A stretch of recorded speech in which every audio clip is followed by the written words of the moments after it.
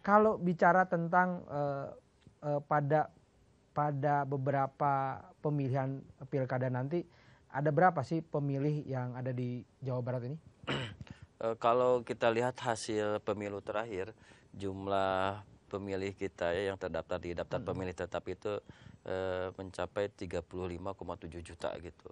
Kalau dibandingkan dengan Pilgub Jabar yang terakhir 2018 itu 31,7 juta gitu. Ya.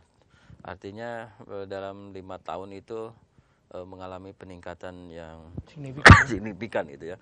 Nah, untuk Pilgub Jabar sendiri kami meyakini untuk daftar pemilihnya sendiri akan mengalami peningkatan walaupun hari ini belum kita tetapkan DPT-nya karena nanti Mei baru akan dilakukan pemutahiran daftar pemilih.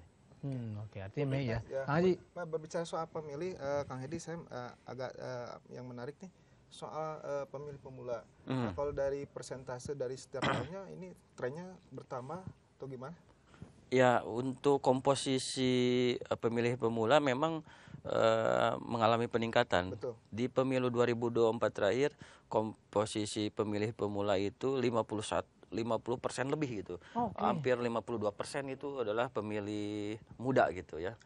Ada pemilih pemula dan pemilih muda gitu. Jadinya mereka yang milenial dan Gen Alpha 30 tahun ke bawah gitu ya. Yang usia-usia di mana mereka melek teknologi gitu, mereka akrab dengan gadget gitu.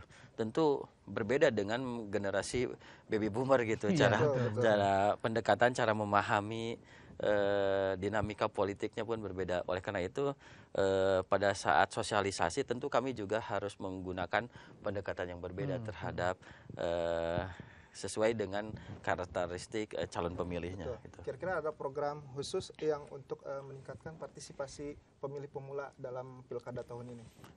Semisal untuk pemilih pemula kita tentu akan sangat membosankan kalau menggunakan pendekatan yang konvensional, sosialisasi di sebuah ruangan, hadir massa di sana 100 orang, kemudian ada narasumber gitu ya. Tentu bagi generasi milenial atau Gen Z itu akan membosankan, akan membuat mereka kantuk. Tapi lain ceritanya kalau misalkan ada kompetisi video pendek, pembuatan video pendek gitu. Kemudian kompetisi game online gitu ya, yang dibalut. Tapi pesan-pesan tentang pemilu, tentang adanya pemilihan gubernur, kemudian bagaimana pentingnya kita menghargai sebuah perbedaan, nah itu harus dimasukkan pada momen-momen tersebut.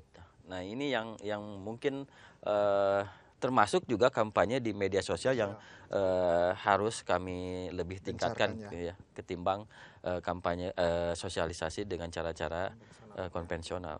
Oke, baik. Nah, Kak Hedi, kalau yang baru mau akan 17 tahun nih di tahun ini, kan ingin juga punya antusiasme mencoblos gubernur. Kapan terakhir teman-teman yang baru 17 tahun itu bisa terdaftar? Maksimal bulan apa sih? Berusia 17 tahun pada 27 November. Oh, 2024. Berarti 27 November kalau 26-nya pas ulang tahun masih bisa nyoblos ya? Masih bisa. Pakai KTP? Pakai KTP. Boleh ya? Boleh, atau nanti kalau tidak ada KTP kan bisa menggunakan surat keterangan atau juga bisa menggunakan administrasi kependudukan lainnya. Misalkan bisa menggunakan paspor, bisa menggunakan kartu keluarga.